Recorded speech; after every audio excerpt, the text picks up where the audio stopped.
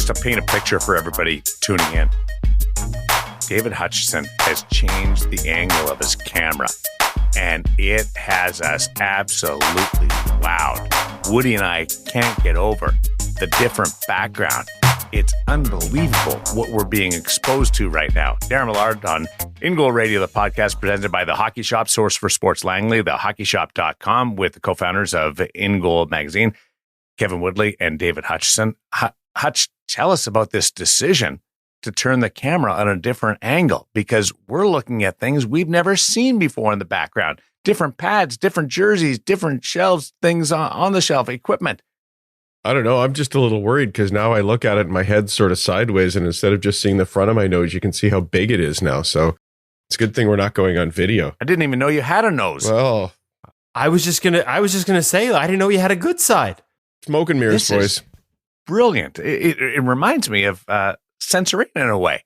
All the different angles, all the different looks that you can have with Sense Arena, NHL Sense Arena VR. Sure can. And Sense Arena, which we've told you is an awesome thing to dig into for the spring. And Darren, I told you last week to dig into the neurocognitive stuff. How did that go? I did it. I was just hanging out, maybe like on the side of the bed. And my wife said, "What are you doing?" I'm like, "I'm just going through this list of activities." It's like, "Are you stopping pucks again?" I'm like, "No, I'm doing this." And then I couldn't think of the name. It's some kind of cognitive thing that, and it's neurocognitive, right? Sure, that sounds good. It sounds fancy, so I'm going with it. It was fun. It was a cool thing to do, and then she left. I didn't know she'd left, and I was talking to her for about 10 minutes, and not realizing that I was alone in the room. So many tools in Sense Arena that you can even use it safely in bed in the evening. But there's even bigger news from our friends at Sense Arena this week, guys. NHL Sense Arena, by the way, is the official name now, is becoming the first ever interactive NHL VR platform to hit Meta's most widely used and curated VR app store. Until now, you've had to install Sense Arena through their app lab, which is, I don't want to say experimental, but not the easiest way to get a hold of things, not as curated, not as sort of recognized by Meta, the people who own Quest. But now in the main Meta store, in your headset, you can go and grab Sense Arena. Much easier, much more convenient. And they've added a Game Pass option. So if somebody wants to just give it a go for a day, you can buy a Game Pass on Sense Arena now. Check it out. See what you think of it before you decide if, as most InGoal listeners, I would think, you want to invest in an annual pass to make Sense Arena part of your training. So if you're interested in Sense Arena for this year, for this spring, to add to your routine this summer so you can become a better goalie for next year, go grab it now. Details at sensearena.com, but you can go into the main MetaQuest store to grab Sense Arena now, guys. Do you have an option on NHL Sense Arena to pop into Hutch's office to be able to do a 360? Well, we should talk to them about maybe making this the new venue. Yes. There's all these beautiful outdoor venues, Winter Classic, all that sort of stuff. Hutch's office. I might have to clean up before they bring in the cameras, but yeah, I'd be willing to do that, boys. I'm excited about that. And we could do Woody's office with the jerseys and the sticks in the background. I think there's something here. I feel I'm being mocked here. No, you're not. I'm going to be perfectly honest with you. Olympic and World Championship framed signed jerseys in the background. You've got a beautiful mask collection, and I've got a couple of old jerseys hung on the bookshelf. What did we talk about before we started recording? Was your new background, and I asked, I thought you were in a different spot, like a different location, in fact. Well, yeah. So it's legit. You changed our reality. Boys. Perception is reality now with Hutch. Why are you so awkward and uncomfortable talking about yourself? Don't know. Because I'm a hockey player. You're not supposed to talk about yourself. But I do. I just want to thank the boys for getting the pucks in deep. Guys were back checking hard tonight. They just without you guys, I couldn't bring it to this show. So, yeah. We've got a conversation that I want to dive into about a goalie rotation in the playoffs. It looks like it's going to happen on one front and maybe two, and there's going to be some ham and egging going on as other teams bounce back and forth. Are we closer to it being a normal occurrence, or how many years do you think it takes before we get to goalie rotation being widely accepted and just one of your normal options. I want to get into that in just a little bit. We've also got the gear segment brought to you by the Hockey Shop, going through some neck protection. Jiri Patera is our NHL Sense Arena feature interview, and he's playing in the American Hockey League right now with the Henderson Silver Knights. Spent the last parts of the last 2 years up with the Stanley Cup champion Vegas Golden Knights, and this is a fun interview because he just oozes passion and fun and electricity. It's really cool. And one of the great stories is about that Woody has with him. It was about his dad when he found out that he was going to be a goalie. So a lot to get to today. Lots of good stuff. Lots of good stuff. But first, I think we need to give people a little heads up. It's still almost 2 months away. But before we get into today's stuff, June 15th, this is a save the dater from our friends at the Hockey Shop. TendyFest 6 is on at the Fleetwood Ice Rink Community Center in Surrey, British Columbia, not too far from their store in Langley. Me and Hutch checked it out. Great facility.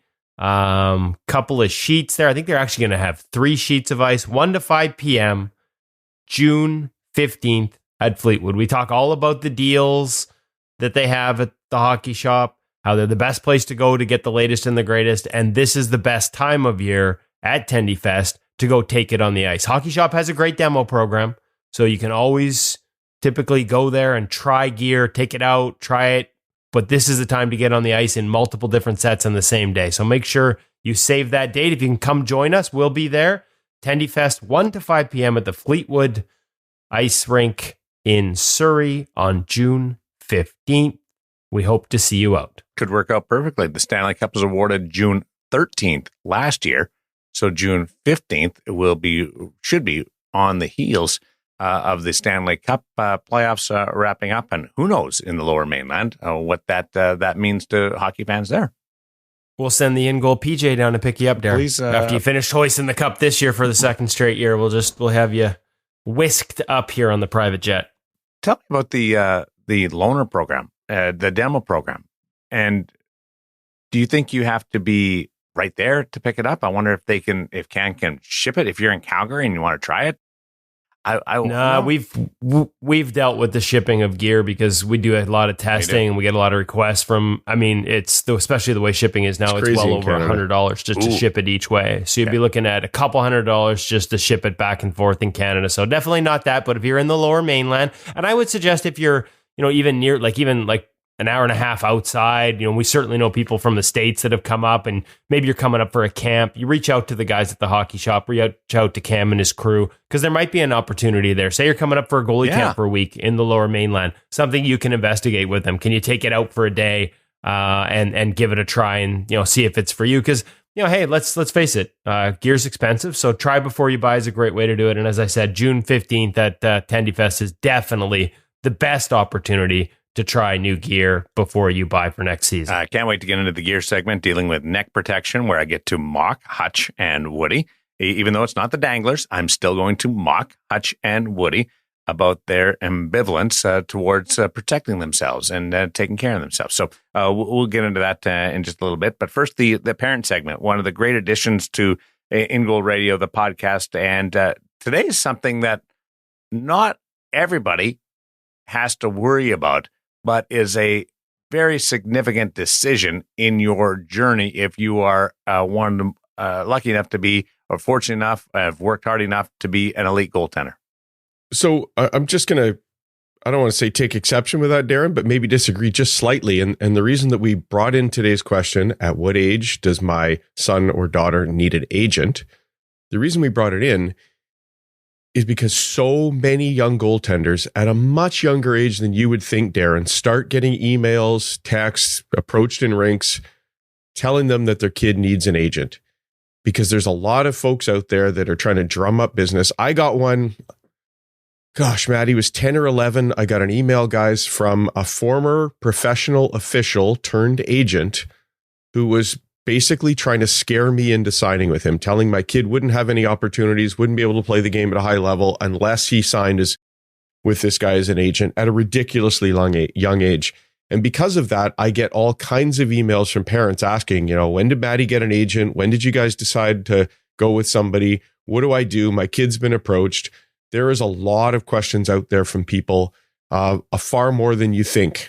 So we thought it would be great to get an answer to that. So we went to an expert, and that's Ray Petkau of Alpha Sports, who happens to represent Matthew.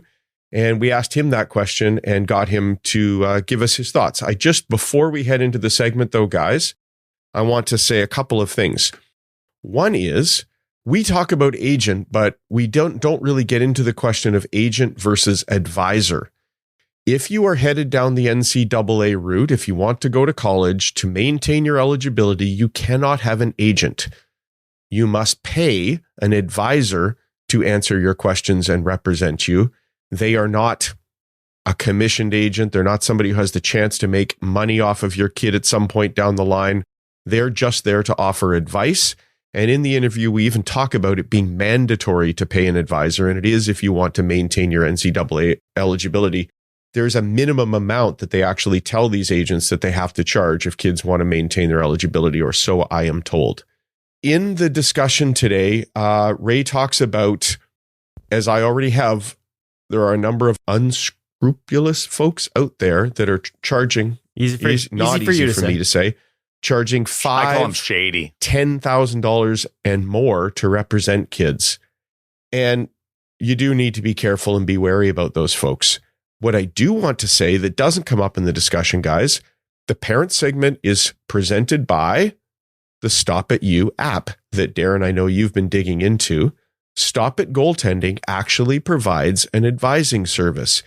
And it was 100% coincidental that Brian DeCord and I had a chat this week, and he was telling me about this service, and it actually fits beautifully with this discussion, because Brian also doesn't like that there's people out there charging kids $5,000, $10,000 to represent them. So they offer an advising service. He has a full-time advisor on staff, and it's done only as a monthly commitment. It is significantly less. I think he said it was $180 a month.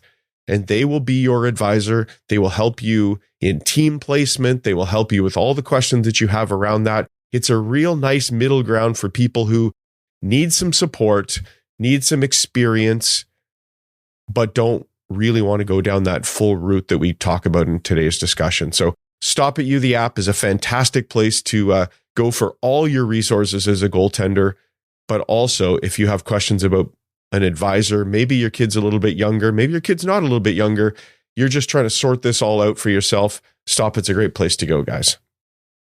Yeah, hey, and before we get to Ray Petkau, Stop It, you're right, Hutch. The world's most comprehensive app for goalies, goalie parents, and goalie coaches. They've got multiple tiers, multiple levels. They now also include a membership to InGoal Magazine, InGoal Premium, as part of your purchase at Stop It app, so you can get the best of both worlds, everything we bring you at InGoal and everything that the Stop It Goaltending You app brings. Couple of quick ones this week. Daily primers included Think Like a Messiah, Not Like a Victim. One of their quick videos, new content, was a goalie power pep talk and how to get confidence. A nice little 5-minute video on how to give yourself confidence heading into a game or a practice or a tryout. And a full video, their goalie extra this week, on spring tournaments. They spent 20 minutes breaking that down. Just a handful of the many options that can help you become a better goaltender, available at the Stop It Goaltending You app. Awesome stuff. Here is Hutch with Ray Petkau talking about the agency side of our journey on InGoal Radio, the podcast.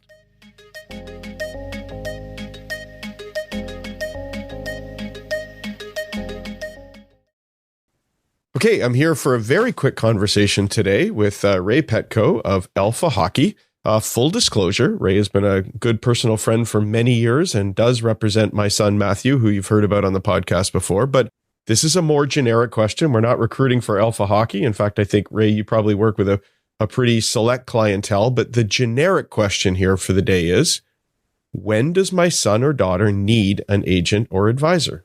Yes, I get that question all the time, as you can imagine. I get it via phone call, in person, email, text, through friends. I hear it all the time. And so it's a different answer for almost everyone, of course, because great. It's not easy. It's not easy. No. Yeah. So sometimes a player needs an agent. as young as, and it almost pains me to say this, but almost at 14, that's possible where players need an agent at that point for the really higher end players. But Is I that would because you're heading into the CHL draft ages? Yes, that's right. Yes. Now, my opinion is not, and this may upset some people in our industry because there are a lot of agencies whose their revenue is based on a billing where they charge young players a set fee, and it's sometimes that's where the lines get blurred a little bit as to who needs an agent and who doesn't. It's almost there are some agencies and maybe not the more reputable ones where they will take anyone who's willing to pay a fee. Mm-hmm. And so I do advise against that for the most part. There are some good ones who are doing that, but I think it's very important to start by saying, look for an NHLPA certified agency. If the end goal is to play professional hockey, and most kids in this country and others, of course, your listeners and viewers are everywhere. If the end goal is to play in the NHL, you need an NHLPA certified agent. That is the first question or the first thing I would check. And you can check the NHL certified agent list on the NHLPA website, nhlpa.com. Okay. Extremely important. I've seen too many players get bad advice from people who seem to have credentials, but they actually don't. They're not certified. And in fact, there are some in the business right now operating. It appears as though they may be certified based on what they say, but they aren't. And I'm sorry to kind of go off into that rabbit hole, but it's an important thing to discuss when discussing agents. And of course, it's usually the first contacts for players and families with agents, and they don't know these things. So, but with the age, with young players that who are looking at the Bantam draft, they without a doubt, almost all of them need advice. They need some guidance, and I should clarify, there are some of the agencies who are charging a fee, and it's legit and it's fine. They're not all out to take advantage. In fact, few are out to take advantage of families, but there are those, and so it's important to look out for that.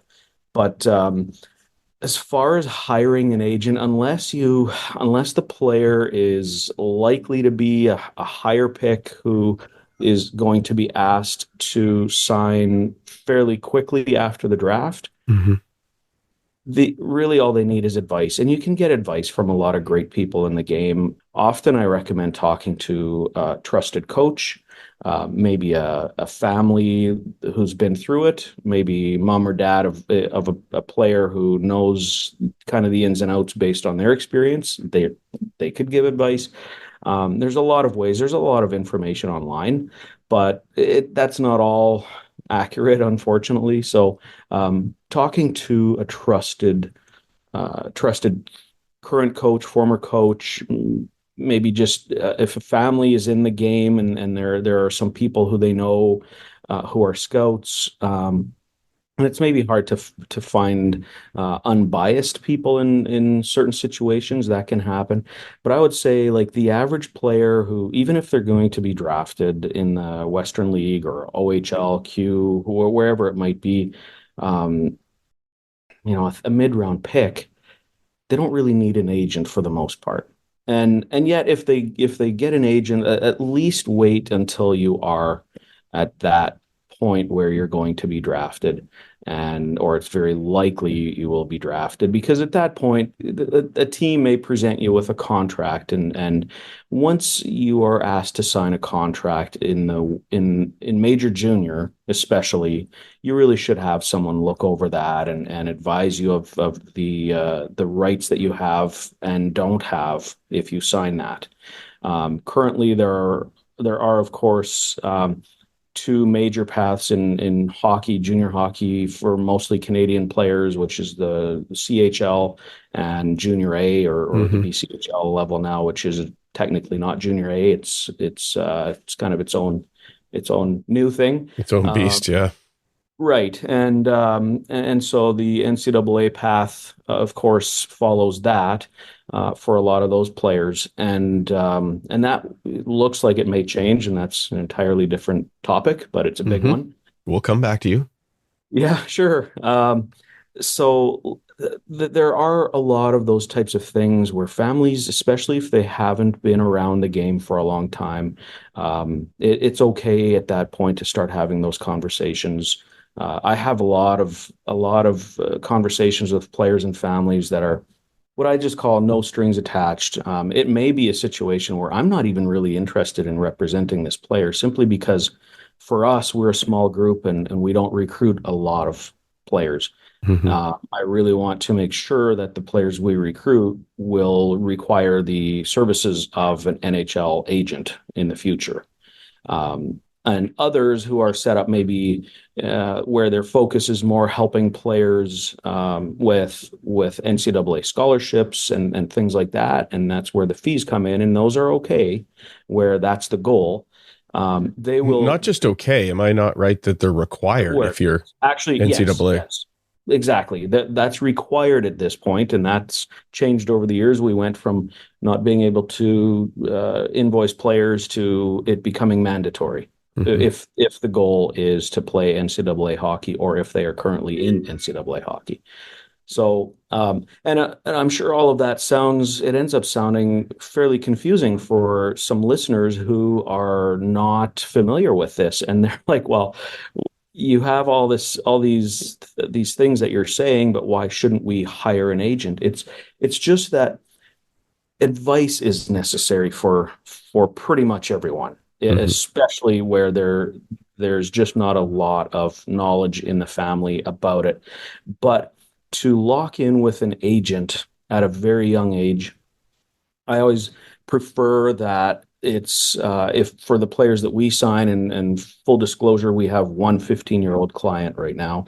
And then we have very few players in each draft year. Usually it's one or two, Mm-hmm. and but 15 being our youngest, and he's likely going to be a first round draft pick in the Western League draft here, and could be a top 10, but we're not sure yet, of course. And those are the types of players where there's a big benefit to having an agent at that point. The I always get back to, how do you decide if you need that advice? If you just can't get advice through family, friends, or a former coach, and you should be able to get advice from a coach. That shouldn't be that difficult, right? There's so many great people in this game, and at that point, maybe it's okay to make contact. I mean, it's anytime it's okay to make contact with an agent, but I would just be careful not to jump at the first agent that someone speaks with. I usually request anyone that we're interested in signing as a client. I prefer they have conversations with other agents as well, just so they understand the different, first of all, personalities, but also different maybe specialties or areas of extra interest for one agency compared to another one. And to have a good fit is obviously very important, because this is someone who will end up working very closely with, at times, personal matters as well in a player's life. For sure. So it's just something that I see a lot of people rush into. Young players have an agent approach them or the family, and it's exciting. They look around, and they all know other players who have agents at a young age, and sometimes there's a few things involved. Maybe there's a camp, or some players get sticks from their agents and things like that. They get excited. There's that fear of missing out. Yeah, right. Yes, and but there's a related question, Ray, if I may. I think there's a lot of fear, and some of it put onto people just by the rumor mill, some probably by some less experienced agents trying to recruit clients. But there's that fear, if I don't have an agent, I won't get drafted. Or if I have an agent, I might get drafted higher, right. Even to the point of I won't get on a good team Yeah. Right. Maybe even at the midget level, people are worried if they don't have representation. You can't really affect much of that as an agent, can you? What I find is that as a whole, agents and I have been guilty of this myself in the past, and I try to be very honest with myself as well as others, of course. What we can affect, what type of where's our value, and a lot of times in our industry we overhype what we can do in a draft. To be very honest, there's not that there's some maybe draft manipulation, if you want to call it that.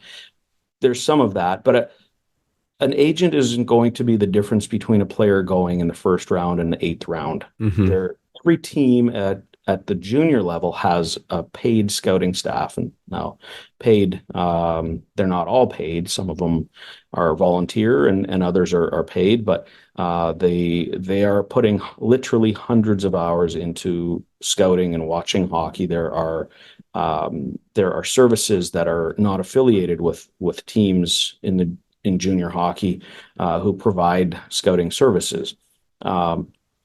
And they are usually paid scouts as well. These are often, at least, smart hockey people who are watching. They are paid to watch. It is their job to know who's out there. Players don't really get missed anymore. It's exciting to see players develop late, but unless a player was playing in some obscure league that is maybe a much lower level, it's pretty hard to miss a player these days with the amount of scouts who are out there watching almost at every level at this point. And you probably can't just phone up an OHL general manager and say, I know little Jimmy's playing in an obscure league that nobody's ever seen. You should draft him. I don't think that guy's going to draft him. He's not going to draft him. He might get invited to a camp or something. Might get invited to a camp. He might send a scout out. In all likelihood, they would just have somebody log on to the internet. Yes, and watch it. And they'd watch a video. Well, they'd watch film on this player. And usually that's where it would stop because, again, players haven't been missed for the most part. And the draft manipulation, yes, there are times when you call a team or two, or you have a list of teams that are your preferred destination. You have the opposite, where this player doesn't want to go for whatever reason. It's not something I love doing. I hate calling a GM and saying, look, this player that I know you've been watching and are interested in if you draft him, he's not going to come. He won't sign. And I've been told off in a phone call like that, where the GM said, basically it's an FU. If we want to pick it, we will. And if he doesn't want to sign, he doesn't have to, but where else is he going to go? That isn't very common, but I've called teams in the past and said, for whatever reason, and you have to do it as respectfully as possible, but you're telling a GM something they don't want to hear. And you're saying this player won't come if you draft him. And the way I've approached it is I really just want to save you the headache of drafting a player who won't come. And usually it's because their choice is to play NCAA hockey and they're going to go that route. But occasionally, and I've been honest with GMs, occasionally it's just the family's decided, no, our son's not going to go there. And when he's 18, maybe, but till he's at that age, we won't allow him to play that far away from home is often the case, where it's too far. And a family has every right to do that. And sometimes you have to make those difficult calls. But that's where some draft manipulation can happen. But as far as affecting... But it's not a case of you need to have an agent if you want to get drafted. No, absolutely not. Absolutely not. And to go to camp after the draft and outside of some of the top picks that a team would use, a first or second round pick, outside of that, I usually recommend not signing until you have a roster spot on that team, because you just never know what will happen. So that is that's not a hard set rule that I have, but it's a little bit of a guideline. Why would you sign? And I know what a team says why they would want a player to sign early, but for me, I like to have my options open as long as possible with something like where am I going to play. So I like to have players sign only once they have a roster spot offered, not a tryout, not training camp or anything like that. It's got to be more than that. It has to be a roster spot, and again, there are changes to that rule. For sure. Well, that's fantastic, Ray. Thank you. I think we've probably raised more questions. Probably. So we may need to revisit this at another time. Everybody knows they can hit us up, parents@ingoalmag.com, and you'll get what advice we can offer as well, and as many questions answered from experts like Ray as we can as well. Ray, thanks so much for taking a few minutes. Absolutely. Thank you.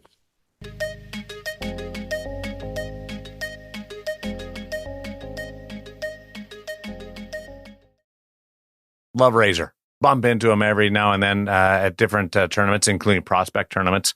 I think I'm the only one that's allowed, that he permits, to call him Razor. And I don't even do it to his face. I just like say, hey, in my head, I'm like, oh, there's Razor. I'll go talk to him. Razor. Ray Petkau. Might have to give it a try. Steinbach, Manitoba. It's definitely the only Razor from Steinbach, if indeed that is a nickname that really exists, but we're going to have to try it the next time we see him, see how he reacts.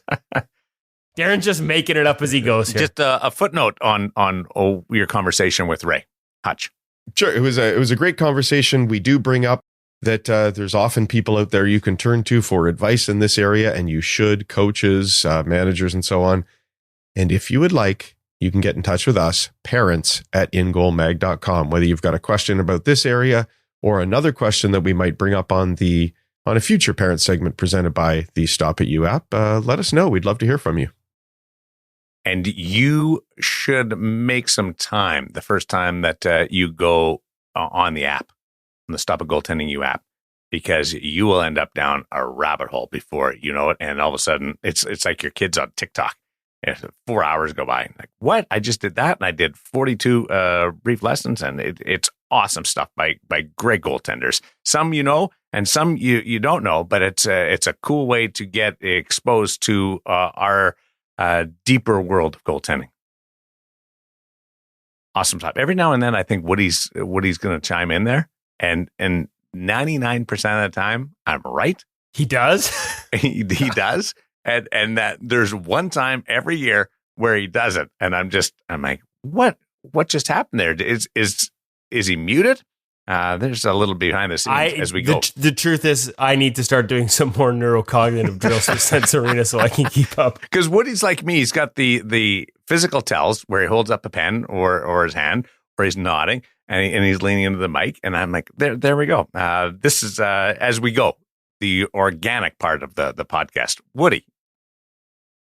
Woody may have just had an email come in from his bosses about his playoff coverage today that he had to quickly check, and might not have been looking at you as he made those motions, and that's why it threw you off. Interesting when you talk about advancements like the Stop At Goaltending You app and what you can learn there. You've got the NHL Sense Arena program that educates you, and over at the Hockey Shop, Source for Sports, this is telling, like, this is immediate. You guys talked about the sale that was happening over with Cam and Company, and the fact that we never heard of the Bauer 960 mask being on sale. I checked it out last night just because I was curious, and I may have been like in the back of my mind, do I pull the trigger just to have one sitting there, just to have one? They're already out of mediums. Like I think there's 3 left in the store. The Bauer 960 mask. You guys have an impact. Woody, you have an impact. This is a good lesson, folks. When we start talking about something going on sale at the Hockey Shop, make sure you act, because I don't know if you've heard, but there's a fair, like, not to give ourselves I need the back padding machine. You just went full Don Taylor there.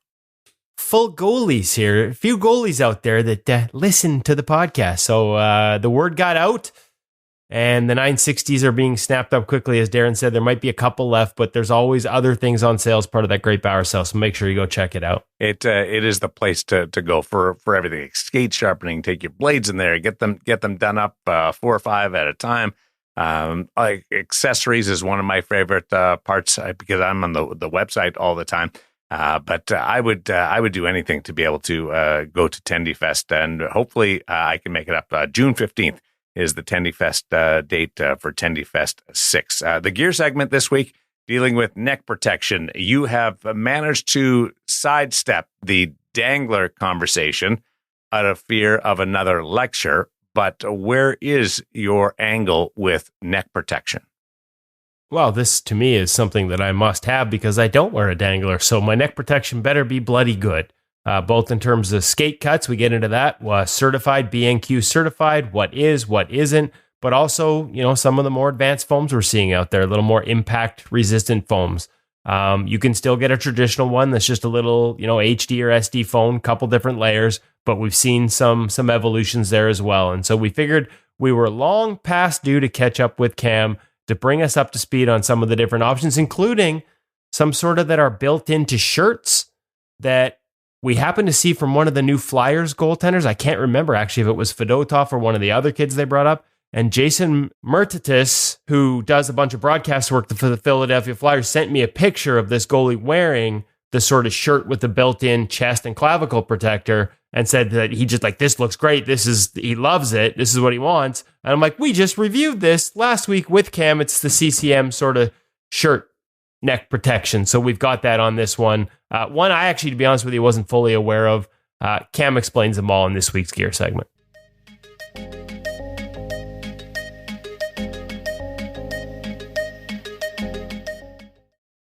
Welcome back to the Hockey Shop Source for Sports. We're here in Goalie Utopia, surrounded by all kinds of goalie gear. And Cam. And Kevin.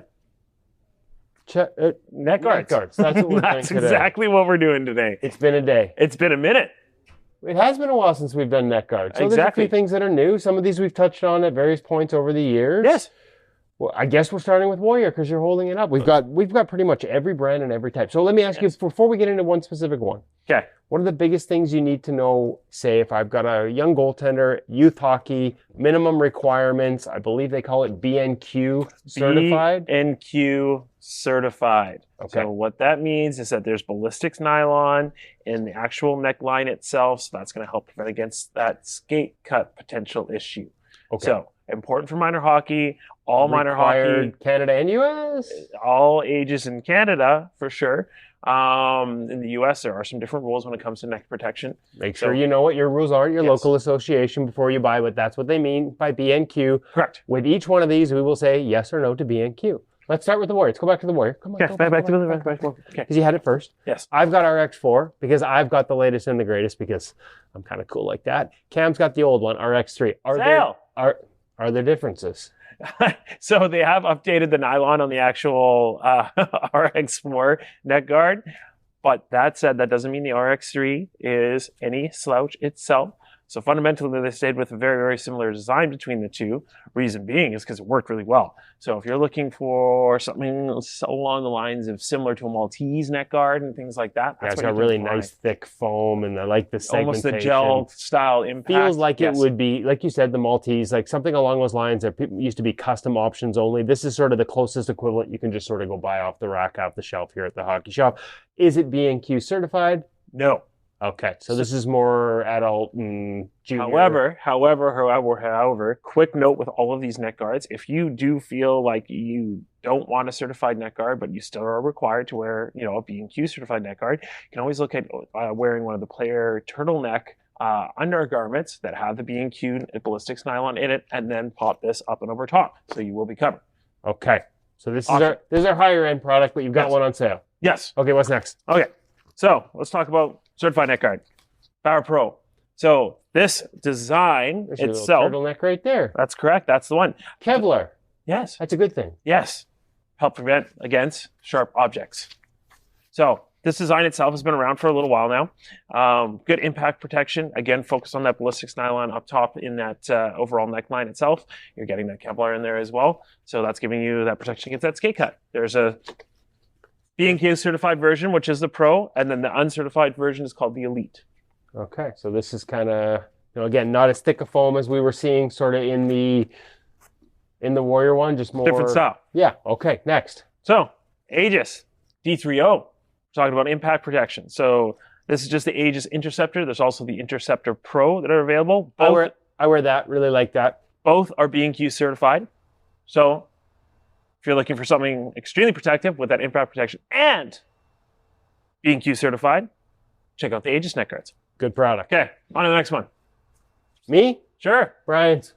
So Brian's has come out actually with a quite nice neck guard in terms of for overall wraparound and impact protection. The only downside, not B&Q certified. I like the texture. However, high neckline, very protective. This neck guard kind of reminds me, similar-ish to even almost close to a COVID neck guard, to be honest. Okay. Thick. Yes. That's a thick piece of protection. That was beefy. Beefy. Beefy Brian's. A little less Next beefy? Bond.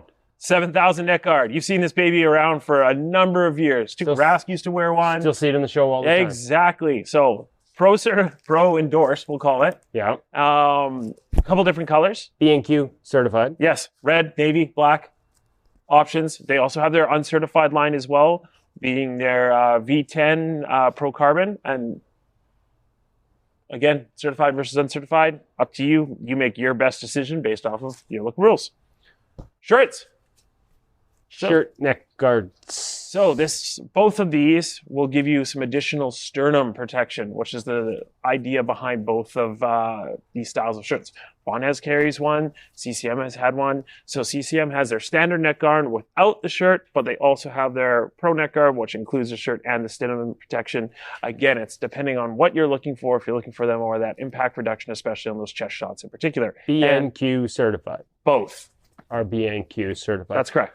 Bond 9,000. That's like a mesh. Like, no truth to the rumor that Cam took the neck guard off this and wore this to the beach with a Hawaii 89 spray painted onto the chest. What can you say? I just love the beach. 100% I could see you in that. I love the beach. Old school. Love it, Cam. If you have any questions, you can give me a call, 604-589-8299 or 1-800-567-7790.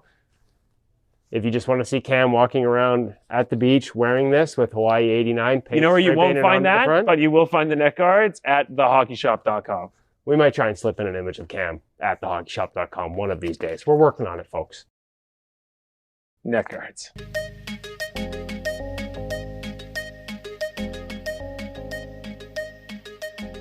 What do you think the percentage is of professional goaltenders who wear the neck protection under their upper body, the clavicle and the neck? High. Very high.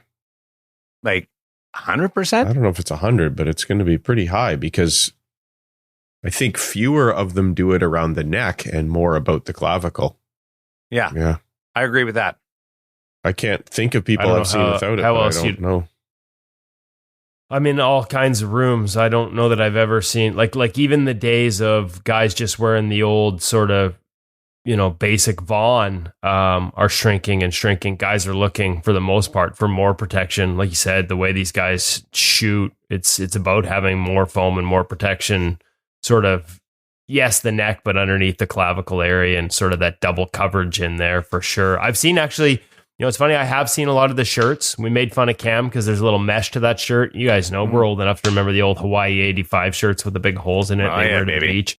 Yeah, rocking those. And I've definitely seen more and more of those in the NHL for sure. Like a beefier protection underneath the chest protector.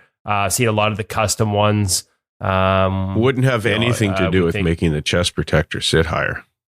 No, I've seen a few padded shirts that definitely do that, both, including the one that Darren wears to try and make himself look huge when he's skating with the Golden Knights. That Vaughn one adds adds at least a good half inch to your shoulder height. That wasn't a flattering picture I sent to you. That was supposed to be like no trace camping. That was ugly. I sent him an after picture. We didn't put it on the socials.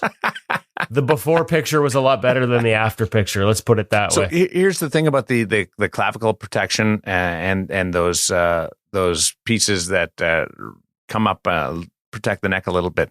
I think they're even more important with the modern approach of players shooting from either behind the goal line or down the goal line, short side shelf, and trying to bank it off goalies' heads to lack a better description of the strategy. You're getting pucks that are going off your shoulder and underneath your mask a lot more during games with that than you ever have before. Fair comment.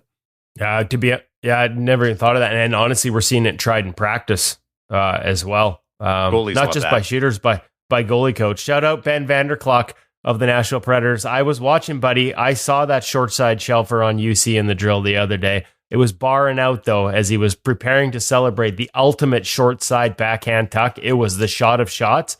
It went barring out, not barring in. So he was close. Hell of a shot, Ben.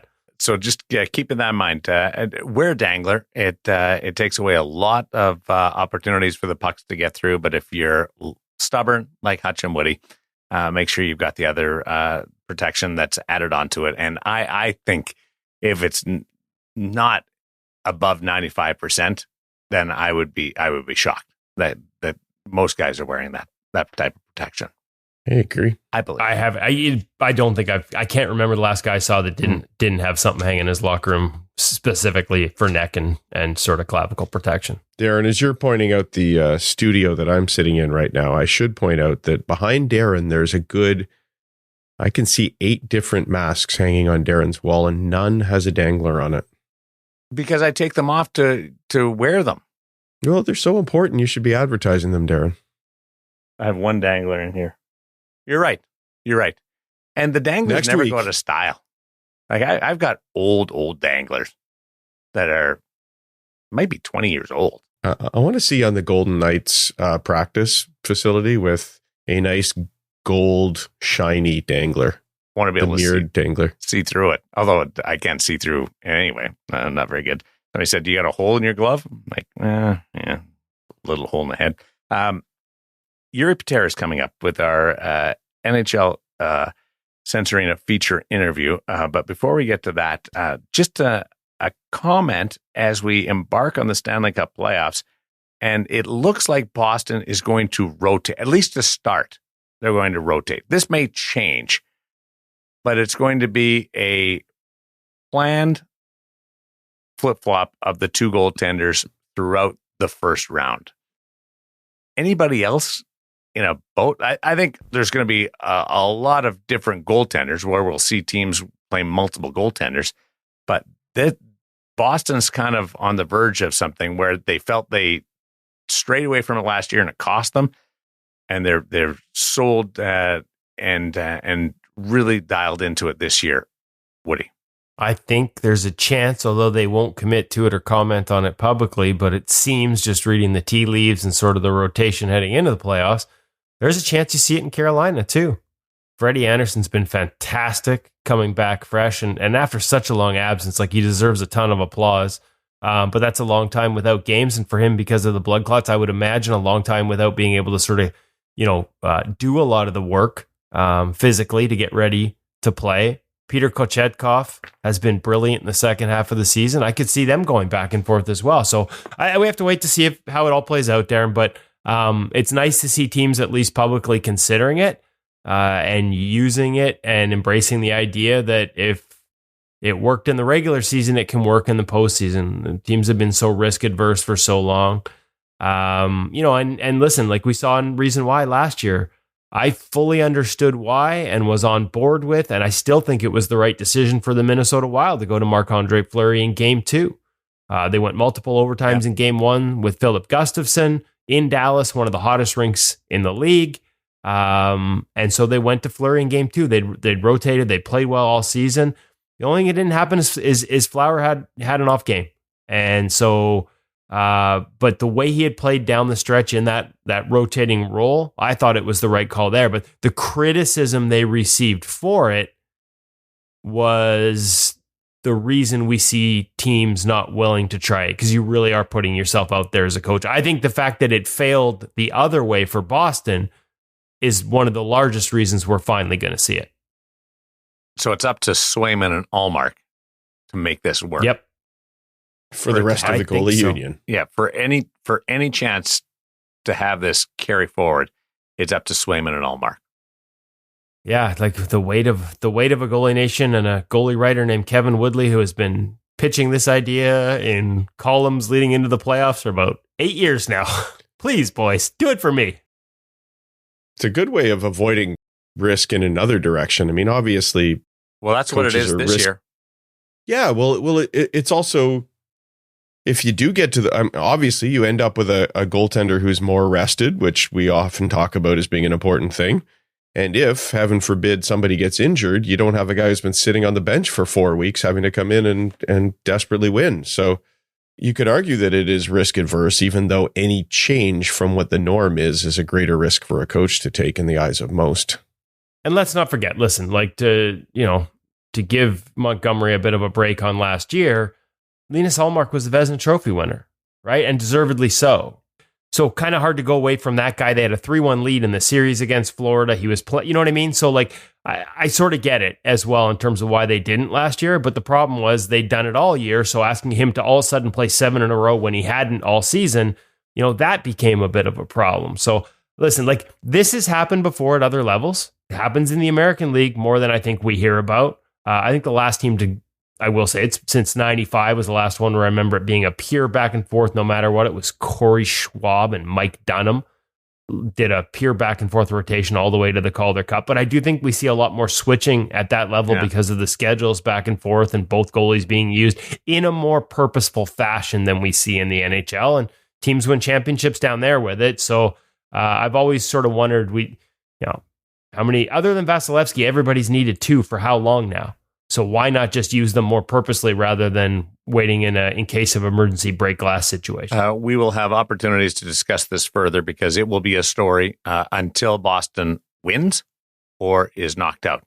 There's going to be times where they lose a game, and the question is going to be, will you stick with your rotation or will you ride the next guy a little bit longer? So it's going to be fun to get through that.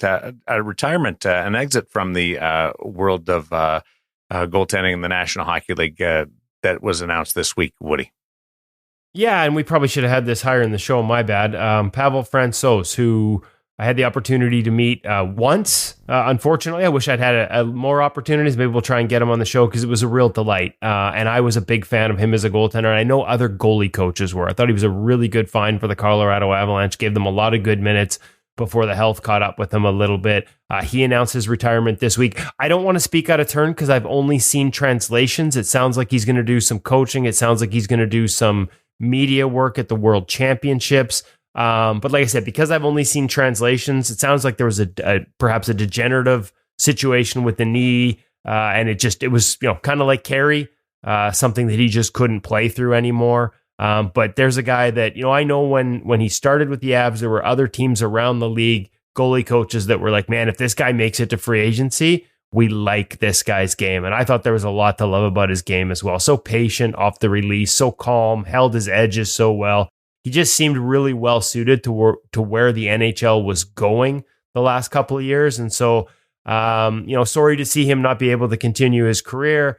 Just because I really enjoyed watching him play, and also because, obviously that's a tough break for anyone to have to go through. But it sounds like he's got some plans on the other side, and maybe we can add him to the show here in the next couple of weeks so he can catch us up in person. Because, like I said, that one conversation we had in the press box here in Vancouver one year when he wasn't playing was a real delight, as short as it was. I would like to have been a fly on the wall for that discussion in the press box. Press box conversations go one of two ways: either you're looking to get away, or they're looking to get away right away, or they end up going on and you missed like a period and a half. We referenced that conversation in a past episode. We didn't have him on the pod, but we referenced the conversation in a past episode because he recognized the voice. That's what it was. That's what it was. He recognized my voice because he was a listener to the podcast, which of course I'm going to talk about because that's a pretty darn cool moment for me, right? Darn right it is. Yeah, it was neat. And he was, like I said, he seemed like just a really great guy. And like I said, a hell of a goaltender as well. All your car commercials in the Lower Mainland with Kevin Woodley from InGoal magazine. Let's get into our feature interview conversation brought to you by NHL Sense Arena. Jiri Patera from one of the most beautiful places on the planet in Prague, and now he applies his trade in Vegas with the Golden Knights and the Henderson Silver Knights, product of the Western Hockey League by way of the Brandon Wheat Kings. And this is sometimes you got to look under the hood. You don't know much about a guy, and then you discover, boy, this thing is built for speed, because there's a lot in here with Jiri. Yeah, you know what? And I don't want to give any of it away. We'll just get to it. I think the word that I would, if I had to pick one word to describe this, it would be joy. Yeah. There's just a pure joy for the position, for learning, for evolution, for the advice he shares in everything he does related to goaltending, for his dad's role in his career. There's just a real for watching other goalies and why he loved to watch them. And he shares that joy really openly with us. And it creates a very fun and still informative, enjoyable conversation with Jiri Patera, presented by NHL Sense Arena. It's a beauty, and he seems to be too.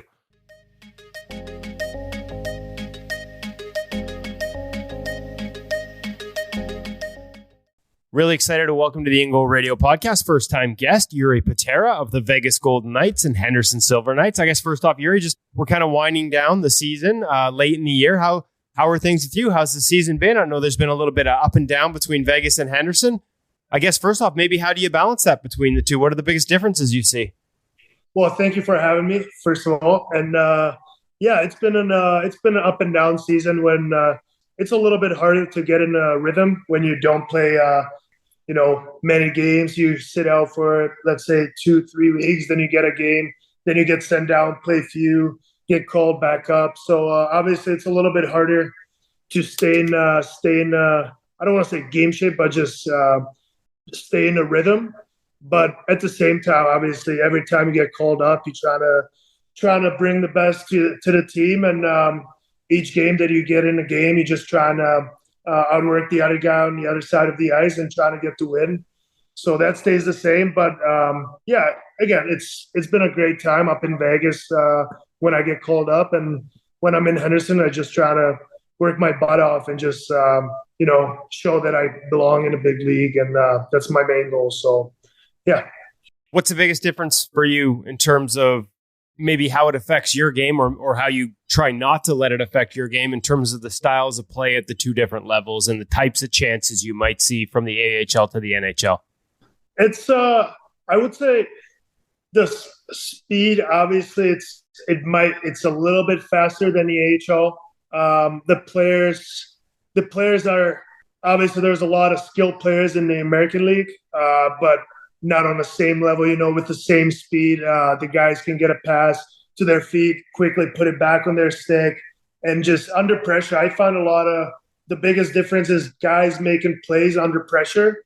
That's the biggest difference for me. Seeing that in practice, seeing that in the games, and just some plays that some guys, like McDavid or Draisaitl, or just like the top level players, that what can they do with the puck, especially under pressure, or two guys on top of them. So that is the biggest difference, I think. And just reading the play, for me especially, reading the play, knowing where all the guys are, let's say on the rush, knowing if there's a one-timer option, if there's a middle lane drive option, and all that. Just, it's a little bit harder.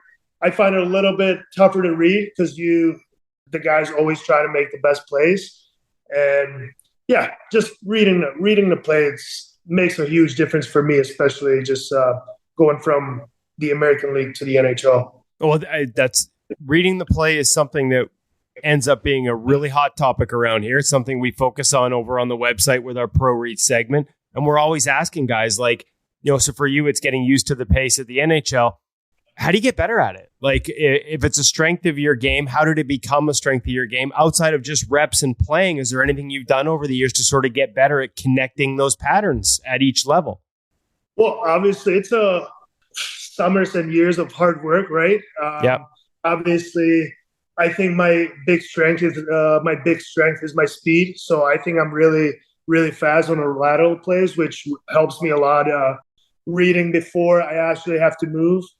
It's a little bit. I think it's a little bit different for every goalie, right? Every goalie plays a different way.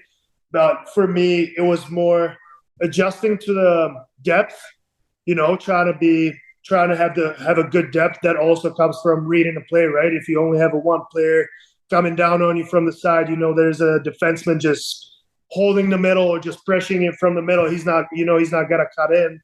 You can be a little bit further out. You can be on the top of the crease, or maybe, heels on the top of the crease. But in some situation, you obviously got to read it when there's let's say the guy just goes in a corner or he's looking to make a pass. You obviously got to be a little bit mindful of what are the other threats. And just work. I feel like the biggest step I made this year was my depth with reading the play ahead, and just knowing where I should be standing in the crease, like on a certain situations, right? Like obviously you don't want to be too high caught up when there's a backdoor play or when there's a rebound coming off your pad or something like that. So you got to play a touch deeper, but also deep enough to make that first save, right? So it's something in between that I've been kind of working on, and I think I got a lot better at this season as the season went on. And again, that comes with games played and just the more pucks that go on, and that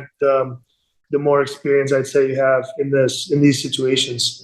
Depth, we think of depth as being where you are when a shot's taken, but when you talk about managing that depth, like, does it change when you talk about backing up a little bit? Is sort of that where you are initially? You can still step out if you read an open look. Like, are you starting about an initial depth being a little bit more conservative further back than it would have been in the past?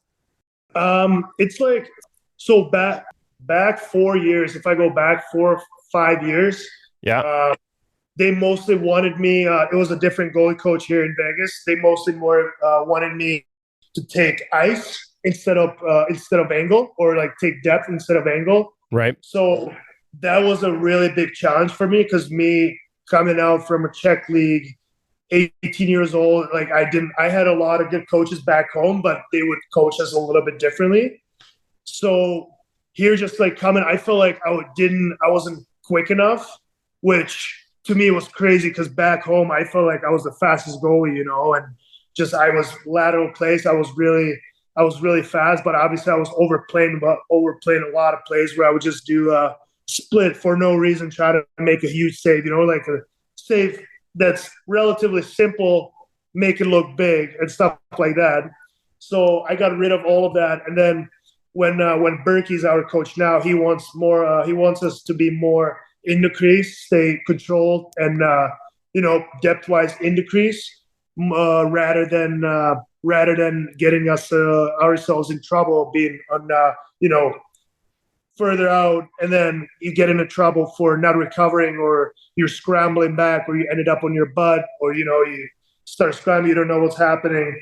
So that for me was the biggest jump, just like trying to take away the angle instead of depth. Sometimes you don't have enough time, right, to get on the top of the crease and make a save on a one-time that is shot from the hash mark. Sometimes you just need to get what you can get, and just trying to stay square and react to the shot, which obviously sometimes it's hard. Sometimes you're lucky that it hits you. Sometimes sometimes it's a snipe. But at the same time, just that was the biggest jump from when the goalie change happened in Vegas, because it's more just taking the angle and stay in control and increase, don't panic, and just stay very patient, which I think my patience has been very good.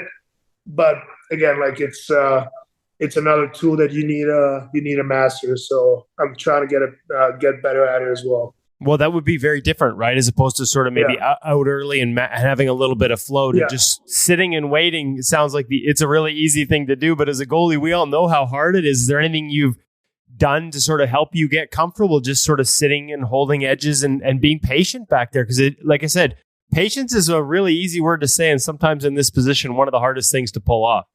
Yeah, that's right. It's so obviously everything has its pros and cons. If you're further out, you take away more net, but at the same time, you have less time to react to the shot, right? Which when you're a little bit, I don't want to say like deep as Hank played, like Lundqvist played. I can't play like that, or Mike Smith, or Sean Burke when he played, or Berkey. But obviously, I'm not as tall of a goalie as if you compare me to like Vasilevsky or Ottinger or Bishop. When those guys play, they could play a little bit deeper than I could play right now. But for me, it was just working on it, every practice. And even if you get scored on, it's such a big adjustment. You're just trying to master it. And obviously in practices, when let's say you have a drill where you're getting scored on, you obviously don't want to get scored on in a practice. But if you're changing something up, it's a little bit harder to make saves, right? So I'm really happy that we have Freddie and that we have Berkey up top. That they're gonna tell you you're working on one thing right now. Like you're eventually gonna get better at it. The fact that you're getting scored on in the practice, like those are grade A chances that don't happen 30 times in a game. So what I was doing, I was just playing a little bit deeper than I would want to play, just to get a little bit, like a feel for it. And then the game came, and I would be like 3/4 to the top of the crease, or just a little bit touch under the top of the crease, and I would feel like I'm way too far out. But in reality, I'm like still in the crease, and it feels good. So that's how I would kind of manage it, or like how I would deal with it, because it was a big adjustment. I was very aggressive goalie, and I would try to be heels to the top of the crease, and these last 2 years kind of changed a little bit. So just still trying to get better at it. Still not perfect, obviously, but I feel it's getting there. So that's some great advice, and I think great advice for coaches, right? Because as a goalie, when you get into those practice situations, it's so nice that the goalie coaches are communicating that to you, because I think at younger years, you're worried about the head coach sort of watching all these pucks go in, right? Yeah, exactly. Which is great, because obviously it sucks, right? Like let's say you get called up and like you let in like 4 goals on 4 shots, and you're like, oh, like the coaches are looking or whatever. But at the same time, like they're seeing all the good saves that you're making in the practice. Like obviously every goalie's not going to make I haven't seen a goalie make every single save in a practice, right? Like it's a harder thing to do. Obviously the shooters are the best in the world. You try to get to be the best in the world in your position. So, but yeah, again, if you're trying to get better at it, you're not going to be perfect at it the first 5, 6, 7 times you try, right? Like it's got to take some time to adjust to it and get better at something. You mentioned goalie coaching growing up. I'm curious, right? Because we've seen a lot of great goalies, more and more coming, like yourself, coming from the Czech Republic. What's it like back home? The support, the infrastructure for young goaltenders. How did you get started, and when did it become serious where you sort of had some of those voices helping you out? So I started. My dad actually didn't like that I was a goalie because he was a forward. He was a forward, and growing up, he obviously wanted to raise a forward. And I got into the net because I was going to practice with my mom, and my mom didn't really, she was just like, oh, just let's have him fun. If he wants to be a goalie, I'll just let him be a goalie. After like 6 months go by, my dad takes me to practice, and because my dad had his hockey still, so his seasons was still going on, so he didn't really have much time to take me to practices. And then he figured out that I'm a goalie, and he was not happy, and he tried to get me out. We went on the ice. I think I was like 8 or 9 years old. He would take me in the backyard, and he would start shooting like tennis balls in my head and my helmet, and he tried to get me out. And I was just like, I knew he was doing it on purpose right away. But anyway, I started when I was like 9. I started in goal when I was like 8 or 9 years old. Fully, you're kind of like switching. You're going in and out. Sometimes you're a forward, sometimes you're a D. And then I kind of stuck with it. I guess I outplayed all the other goalies. And I just stuck with it. And I had a really good coach back in the day that he was a photographer, but he was a really good friend of Dominic Hasek. And so we would have him coach us at a young age when you're like, probably from like 8 years old to like 13 or 12 years old, something like that. But we would be doing the old school, like stack the pads and stuff like that, like the poke check and like a sprain, like this old school goalie practices. In my opinion, we didn't really think anything of it. We were just doing it. Then I had a goalie coach. Then I had a different one from like age of 14 to like, I'd say 18. And I was still, every time I would, even when I got back from the North America, I would always skate with him. And I'd say for me, I changed my style in the last year or so, or 2 years, so much that it's a little bit different than what they were coaching back home. They coached me to be very aggressive, like hard pushes, strong pushes, and just being, strong stops. and just being very, very aggressive and be just, I really like to play the puck because my dad always encouraged me to, if you're ever going to play in the NHL, like you need to know how to handle a puck. So it's just like, from the young age, I try to go behind the net, play the puck. So in case they have these two goalies that are on the same level, they'll be like, oh, this guy can play the puck. Like always have something up. And yeah, I think it's hard to say what the goalie coaches were coaching. I think that I had good coaches as like people that they had. I think I was a very hardworking kid where the coaches, sometimes they had to be patient with me, but I always did what the coaches were telling me, right? So if they told me, we want you to be doing a shuffle here or a T-push here, I would be just doing it.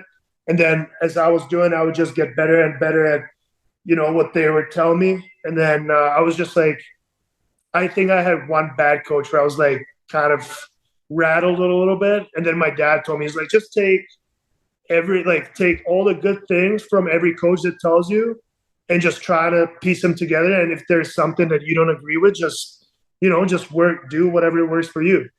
And yeah, that's what I've been doing pretty much my whole career. Like since I became a goalie, just trying to be a good listener and just trying to listen. Just try to do whatever the coach tells me. And I'd say the coaches back home were hard on us, very hard on us. They wanted us to work very hard.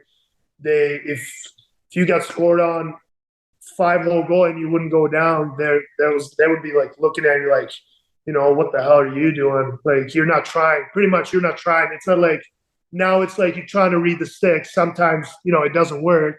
But back, when you're 15, 14, they're looking at it like, oh, this kid's not trying. So obviously I wanted to make every single save in the practice. I was rattled when I had a practice when when you're not having your day. So I was really upset about those practices, especially, like your dad is watching. You want to impress your dad on every practice. And my dad would come watch every practice. So yeah. And obviously I think my dad's been really, really hard because I needed it, right? I think every kid needs it to work. And obviously I had my times where I would be cocky sometimes. I had like a couple of good games and I was cocky, and then my dad would just immediately like make sure that I know, that's not the way to behave and all that stuff. So I think that kind of all comes together, like all the coaches that, my dad was always like, make sure he works hard, to the goalie coaches, like make sure he works. Like if he wants to play hockey, like don't let him do it like half-ass, Yep. And yeah, that kind of worked for me. And I never really had problem with, like, I'd say discipline. So, when the coach told me to do something, I always did it. And I always try to keep the happy face on it, even if I didn't like it.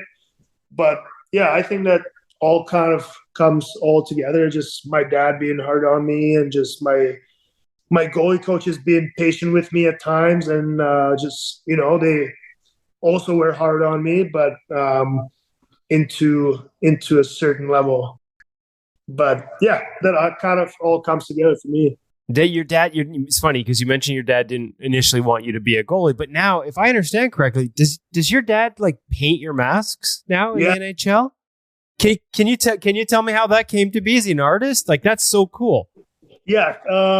So first it started off when I first got my mask. So I had my first mask ever. I always played with a player's helmet till I was like probably 11 years old. Then I got my first mask. I don't know if the timeline's right. I don't know. But I got my first mask, and he was putting like stickers on it, but not like stickers where you put like one sticker, and like he would put like the whole helmet, like he would wrap it in like a certain, how do you say, like a wrap foil kind of. And he would have to have to like cut it out in a certain way, and like, that he would put, like, I play for Slavia Prague, so it would be just red and white and a little bit of black, just really a little bit.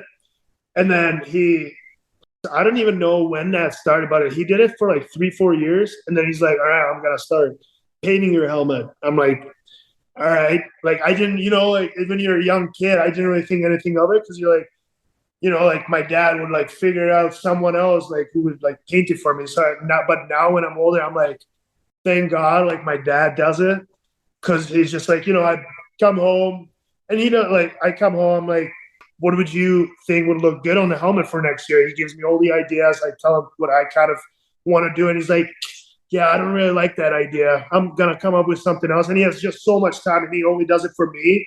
So it's so nice that I don't have to like deal with it in the summer where like I have 2 helmets for the season all the time. He paints. But yeah, I think it started when I was like 16. He first started painting it, and he's doing an amazing job. Like every time I like see it, I'm like just like, holy, like I can't believe that my dad did it. And he takes his time, like he's trying to make it look really good. And this last year, I asked him to do a silhouette on my chin of the mask, like a Vegas one over here and a Prague one. And he was just like, he's like, there's no chance, like I'll be able to do it. Like I'm losing my sight. Like I need glasses for this stuff. Like I don't know if I'll be able to do it. Next week, I come back home. He's like I did it, but like I don't think it looks very good. I look at it, I'm like, are you kidding me? Like that looks amazing. Like I could not picture it better. I'm grateful that he's doing it. He said that this season was the last year he's doing it. He also said it 3 times before that. So I think I can get him going hopefully till my 30s. I love Jiri. That is an awesome story. So so your dad obviously had a big influence on you, just, pushing you to excel and all those things. And I think that might be the neatest math story we've had. And I'm 20 plus years into this. I've heard a lot of good ones. That might be the best one. Who is your guy? Like you mentioned Hasek and somebody who knew him or a friend of his being an early goalie coach. Like, is he automatically the guy growing up, or were you watching guys in the NHL and imitating them? How did that work growing up? Who did you want to be when you were a young kid playing goal? So I had like 2 phases. One where I only knew one name for Montreal. It was Jose Theodore. Yep. But that was when I was really, really young. And then when I grew up a little bit, I started watching the NHL. My favorite guy was when Semyon Varlamov and Michael Neuvirth got hurt in Washington and Braden Holtby entered in the league, and just watching him, and also Ovi was still is my favorite player. Like growing up watching, I always cheer for him, and just watching those two together, and like Holtby kind of breaking into the league in that season was just unbelievable. And my dad he was a big Caps fan as well, so he loved watching Capitals. And he was just like, oh, like look at this goalie, like he's a rookie. I'm just like, oh really? Like I don't even know what that means, but that's cool. And he's just like, yeah, like, this is his first year in the league, and he's just standing on his head, like he's unbelievable. And he had that stretch where like he was just like unbelievable. I could not believe he had those sick Reebok pads, and he was just like his style. Like I was just like, dude, like this guy's sick. And then obviously Carey Price was in my opinion, best of them all. Technically, unbelievable. Yeah, unbelievable. I think he has the best glove ever in the NHL. He had a sick glove, and obviously you see guys like Lundqvist. I really like Henrik Lundqvist. Carey Price, Braden Holtby was my favorite. And honestly, I went through phases where I was cheering for Quickie in LA. Oh, there you go. I went through phases where I was really cheering for LA in 2012 and 2014 to win the Cup. So I was really a big fan of Quickie. And then just him actually being a Golden Knight for a little bit, and me backing up for him for good period of time, and him being on the bench for me for my 2 games was unbelievable. Like I still can't believe that actually happened, just watching this guy and go for 2 Stanley Cups in 2 years or 3 years, and then he's sitting behind me on the bench. It was a crazy thing to kind of wrap my head around. But yeah, those 4, I'd say those 4 guys. Obviously, there's a lot of really good goalies that I like to watch, but those 4 guys I'd say stand out for me. did you like when you're watching them? Is just cheering them? You talked about the style. I love their style. I just love how Holtby was like so compact, like it was his first year in the league. And I understand that he was my age, like 24, 25, or maybe younger a little bit, but he just looked like a complete goaltender to me. He was just like, he was always square on the puck. He was always like, his pushes were so strong. Like, I know that he was overdoing T-push a little bit, but at the same time, I was just like, this guy's so quick. Like, he was always square on the shooter. He was always ahead of the play. And just like his selection of saves was just, I don't know why. I thought it was just awesome to watch him. What about playing with Quickie, like getting a chance? Because with us, he's pretty quiet. Like, he doesn't say much with the media. I loved watching him play too. But I know like he's passionate and he's a great teammate, and he's, he thinks the position. Like, he'll talk goaltending when you get into it. Did you have a chance to pick his brain? Like, you're not gonna play the same way, but was there anything you could take from him? We did have a conversation. I think it was during the playoffs last year when we were in Dallas. And he started looking at my pads, and he's just like, man, do you like these pads? And I'm like, yeah, like I get 2 sets of them, or like 3 sets a year. Like, I can't say anything bad about Bauer. Like, I love their pads.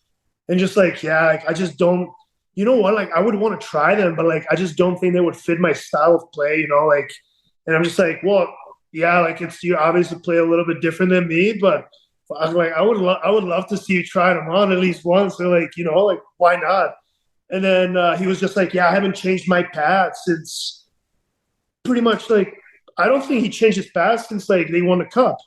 Because he was like, yeah, like I just keep, the original strap. Like, he still has the original straps, like how we have the Velcro ones now. Like, all the goalies have just the Velcro.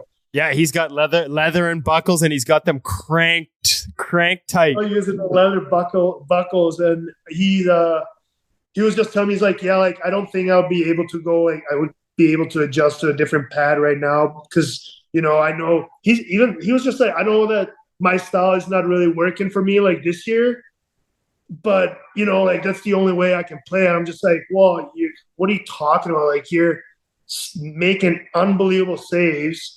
And look at him now in the Rangers. Like, he's having a crazy good season. He's still playing the same way. And he's just, I love watching Quickie. Every game that he plays, I love watching. Like, I know that he loves doing like his splits, but he always, like 90% of the time, he always makes a save on that. And he's just, I don't know, like, he's been one of the guys that I grew up watching. And just then again, like sharing a locker room with him, sitting next to him in the stall.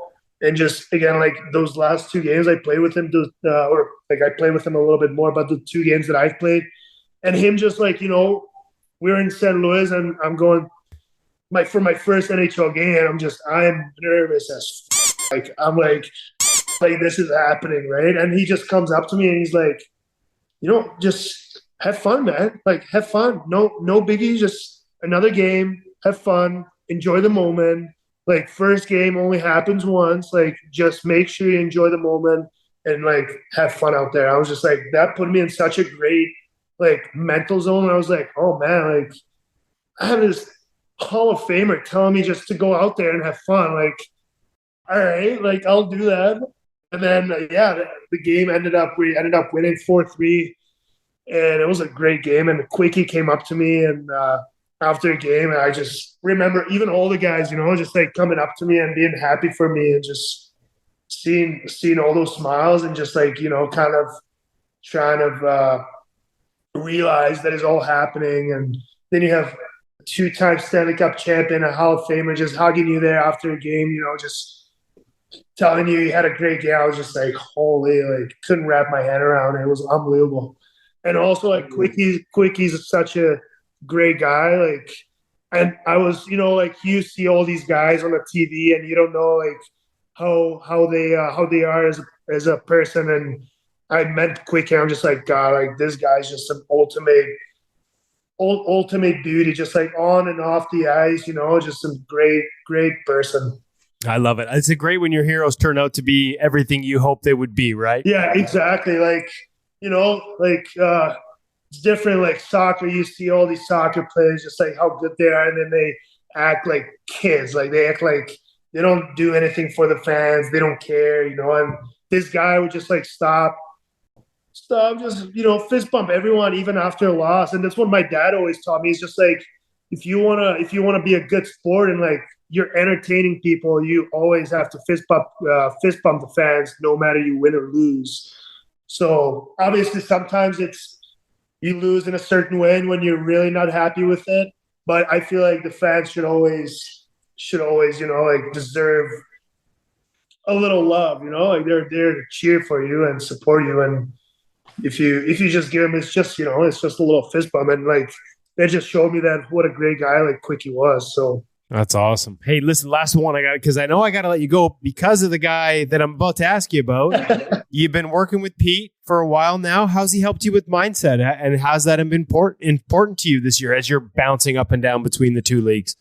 It's been really important, especially when even if you don't have a great game, you have an off game or you have an off practice. I like to chat with him even if I have like an off practice, or he's always in a great mood, always positive, which almost makes me try to be like that, and just it's the simple things, like you're working to not look at the shot clock, not look at the score the whole time, the whole game, pretty much just being in your focus mental zone.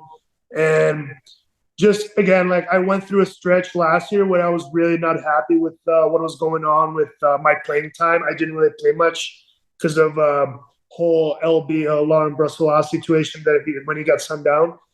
So I wasn't really happy. So I kind of wish I would have had him last year because I was really going through a tough time. And now looking back at it, it's just like, why would you worry about something when you can't control? And then at the same time, why can't you have a smile on your face when you're not doing good? There was a thing that really like. And when the last game I played in Nashville, I had a great 2 periods, or I'd say 52 minutes of the game. And, last 8 minutes don't go as you want, ended up losing in overtime. And I was just like, yeah, like obviously the confidence wasn't there yet. I'd say the confidence wasn't there yet in the last little bit of the like 5 minutes of the game or whatever, because obviously, the team's humming right now, and you haven't you just got scored on 3 goals and like whatever 9 shots or whatever. But he was just like, yeah, like that's the best time to start smiling and just why would you be upset? Why would you get mad? Just smile and just show that nothing can affect you. Like, so what? You just got scored on 3 goals. So what? Like the game's still on. You can still put on a great performance. And then just like doing these. Even though day to day, just like those daily things where I'm just trying to be positive in hard situations when it's sometimes you go through adversity and it's really hard to be positive. So that really helps when you have someone like this that can always, even if you're fading into the frustration a little bit, they can always bring you into the positivity, helps you, and like tries to master it for yourself too, so you can control where not to get frustrated, not to get upset when you're not playing and when the things are not going your way. You always just have to look forward and always just have to, in my opinion, just like always trying to stay positive. So that he's been a big part of my success this year. And again, if there's, I can't think of a more positive guy than Pete. So he's been the greatest asset I added this season. So I'm really happy for him. Last one on him. Like he talks about manufacturing confidence. A lot of us are like, oh, how do we get confidence? Have you felt that when you talk about being positive? Is that part of what you mean? Like being able to create your own confidence? Is it a real thing? Yeah. It doesn't have to come from making saves. You can manifest it. Exactly. Yeah. You manifest it. And that's why he has his website where you can just go on there and you can use the confidence anchoring where you can just, every goalie has their own specific movement that they do that kind of like gives you all the confidence back, or kick it up a little bit. And that helped me a lot, especially bounce back. Like bounce back, I think is huge for the goalies, right? Like especially if let's say start of the game. Like I think I had a lot of games this year where I don't make 2 saves at the start of the game, let's say first 10 minutes, and not ended up getting scored for the rest of the game, like making all the saves after. So the bounce back, I think, has been the biggest improvement for myself this season, because in previous years when I would get scored on 2 in a row, 2 goals like quick, I would just be like, oh damn, like what do I do now? Like I need to like change something real quick, instead of just, all right, let's reset, just whistle goes, and here we go again. Focus on the next puck and just read in the play again. And just sometimes, when you're not doing well, or when you're getting scored on, or things are not going your way, you're trying to change something when maybe something, you think maybe something's not working, but maybe it's just something, just a very minor, instead of making like a big adjustment. You can just, that's why I love talking to Pete. That's why I'm glad that Freddie Brathwaite is the way he is.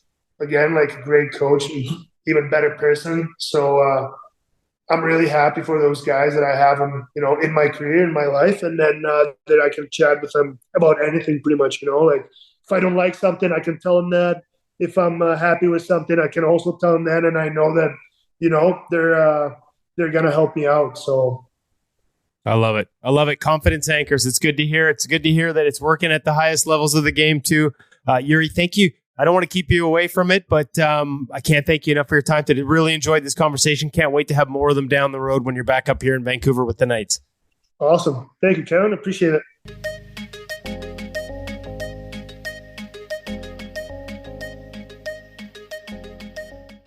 Okay, there's multiple places to respond to there. His relationship with Jonathan Quick, and just the fact that Jonathan Quick was giving him a hug after his first win and backing him up is a fanboy type moment that we all would admit happens, but we don't usually hear from the athletes themselves.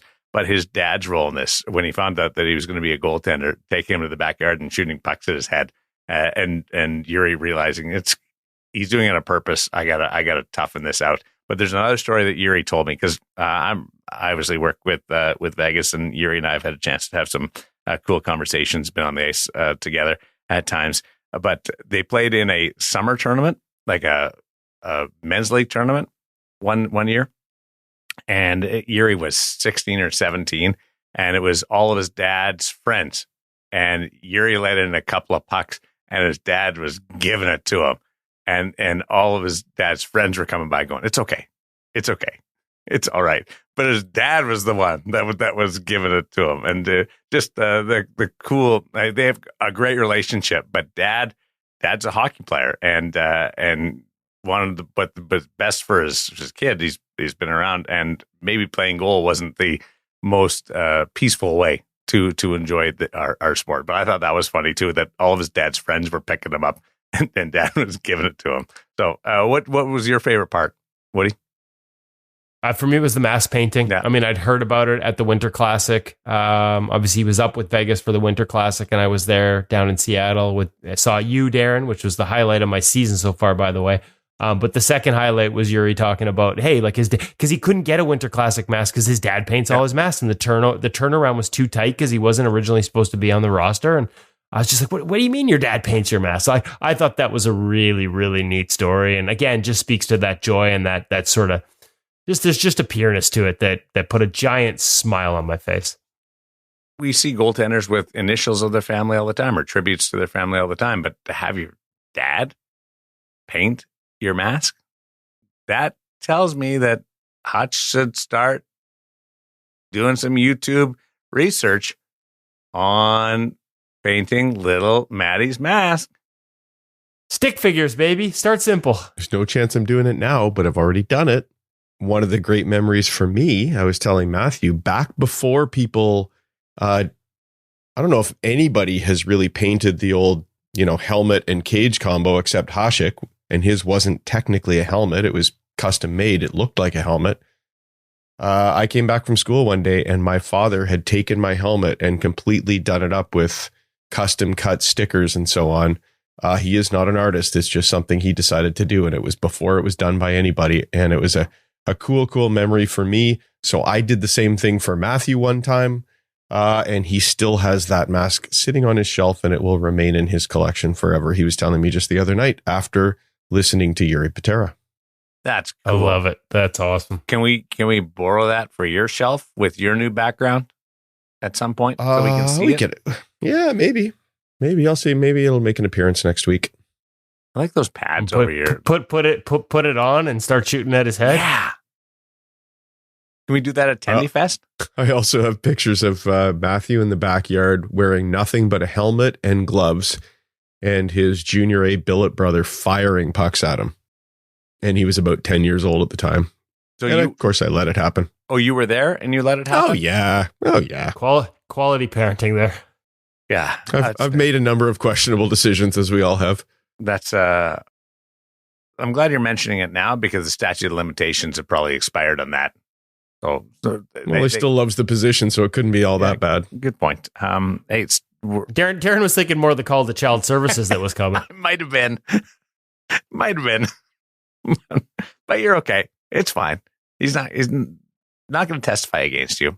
Loves you. Great bond.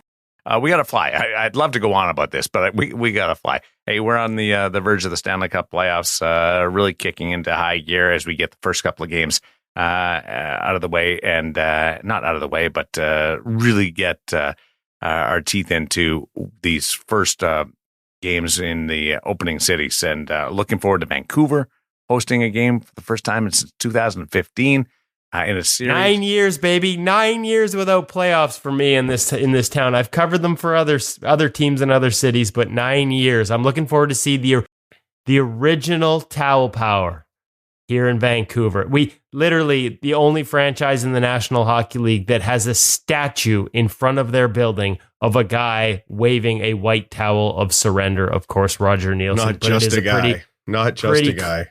Pretty cool tradition nonetheless. And two great coaches. You're going to have a fun series there with Andrew Burnett and Rick Tocchet. Looking forward to that. Enjoy Hutch, enjoy Woody, and you at home. Thank you for listening. Appreciate your support, and come back next week for more on our journey of goaltending on InGoal Radio, the podcast.